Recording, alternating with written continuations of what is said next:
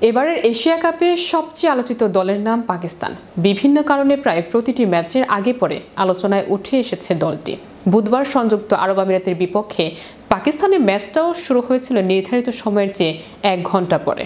মূলত ভারতের বিপক্ষে ম্যাচে হাত না মেলানো বিতর্কে ম্যাচ রেফারি অ্যান্টি প্রাইক্রোফটের ভূমিকায় ক্ষুব্ধ ছিল পাকিস্তান। এই আম্পায়ারকে ম্যাচ রেফারির দায়িত্ব থেকে না সরালে আরব আমিরাতের বিপক্ষে ম্যাচটি না খেলার হুমকিও দিয়েছিল দলটি। তবে ম্যাচে ঘটে এক অনাকাঙ্ক্ষিত ঘটনা।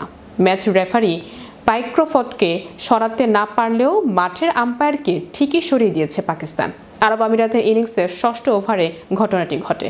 পাকিস্তানের উইকেট রক্ষক মোহাম্মদ হ্যারিসের থ্রোলিল্লা গ্রুপের মাথায় লাগে।